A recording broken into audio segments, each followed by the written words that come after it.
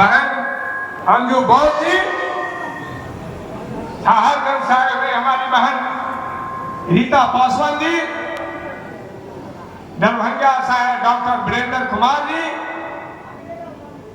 तमाम हमारे मंचासीन सभी बुद्धिजीवियों का मैं हार्दिक अभिनंदन करता हूं। मेरे दोस्तों,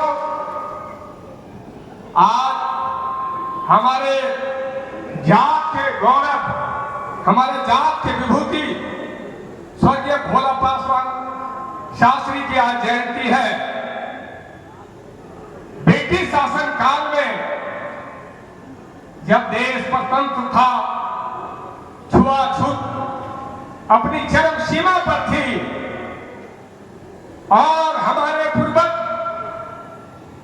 जो जिस वंश के आज हम हैं, महाराज राहु और केतु की कर्म भूमि पूर्णिया से बैरगाछी में जन्म लेने वाले 21 सितंबर 1914 को जिस बच्चे का जन्म हुआ, उस समय में उनकी बहुत माली हालत थी, छुआछूत चरमकोटि पर था और गांधी जी के द्वारा यह नारा दिया गया जो अंग्रेजों की शिक्षा का बहिष्कार करो, दो देसी शिक्षा को अपनाओ।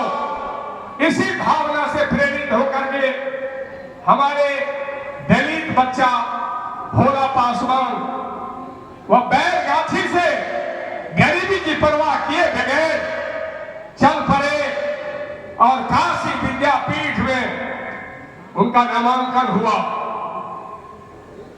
और वहां से 1939 में शास्त्री की डिग्री हासिल की और तब जाकर के उसके नाम के आगे शास्त्री शब्द लगा और उस दिन से भोला पासवान शास्त्री कहलाने लगे। मेरे दोस्तों, उनकी जीवन पर तो बहुत कम समय है बोलने के लिए, लेकिन 3 बार 22 मार्च 1968 को बिहार के हाथ में और दलित परिवार दुसाध बच्चा का पहला व्यक्ति बिहार का मुख्यमंत्री बना।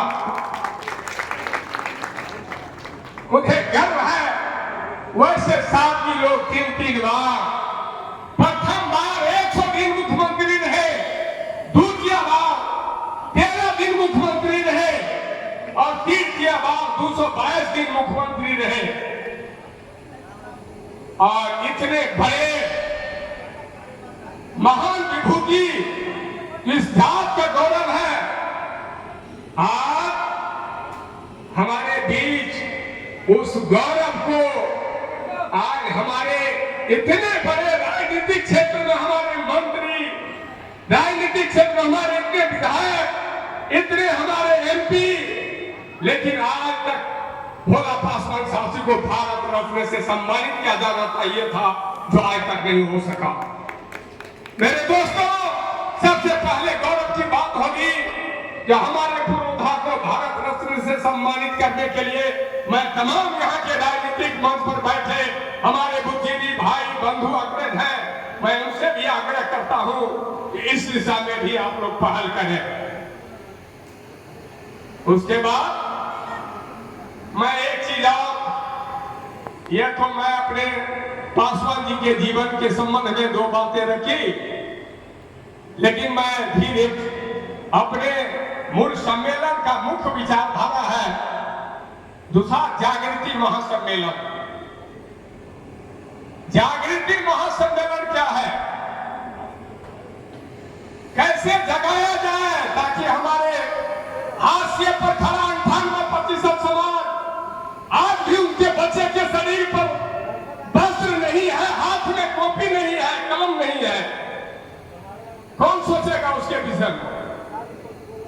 बाबा साहब अकेले सारे दुनिया के विषय में सोच लिए, लेकिन आज हमारे बीच क्षेत्रों में हमारे मंत्री हैं, संतरी हैं, मेयर हैं, लेकिन हजारों अभी 98% हमारा जात अंतिम हाशिए पर खड़ा है।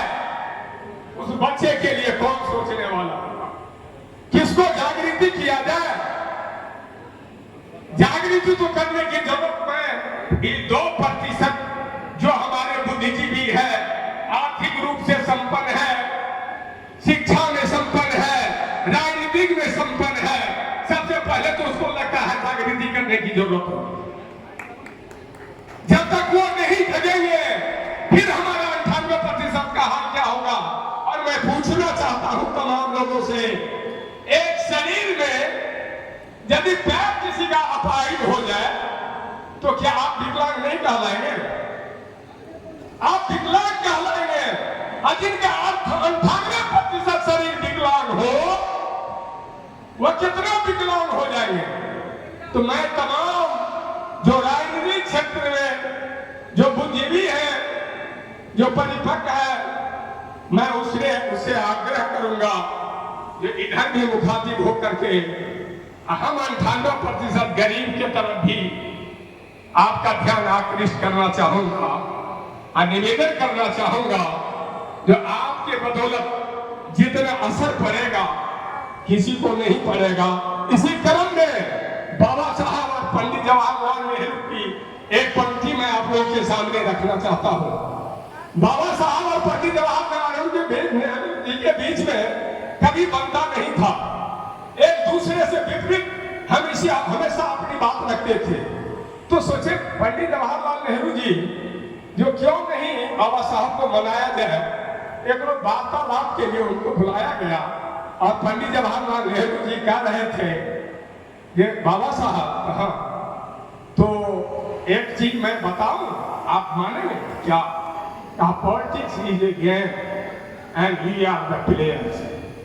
बाबा साहब बोले no no no, politics is a game for you but politics is a mission for me and my focus on social change. मेरे दोस्तों, जब तक सामाजिक परिवर्तन नहीं होगा देश का तरक्की नहीं होगा, जब तक सामाजिक परिवर्तन नहीं होगा मेरा भी कोई परिवर्तन नहीं होगा। हम यहाँ के हैं वही रह जाएंगे। और इसीलिए मैं कहता हूँ अपने 98% लोगों से भी मैं आग्रह करता हूँ कि आप अपने बच्चे को पढ़ावे, चाहे गरीबी क्यों न हो, हमारी जो स्थिति क्यों न हो, आप बच्चे को पढ़ाएंगे तो मैं कहता हूँ आपका बच्चा कल हमारे सम्मानित बीच महेश्वर बाबू जैसे बनेंगे, डॉक्टर संजीव जैसे बनेंगे। यदि आप पढ़ाएंगे नहीं तो कैसे बनेंगे? इसलिए बच्चे को पढ़ाने की जरूरत है। और मैं कहता हूँ नशा से मुक्ति। और कभी कभी मैं अपने जात को एक संदेश देता हूँ कि हमारा जात जहां से जो भी राजनीतिक दल में खड़ा है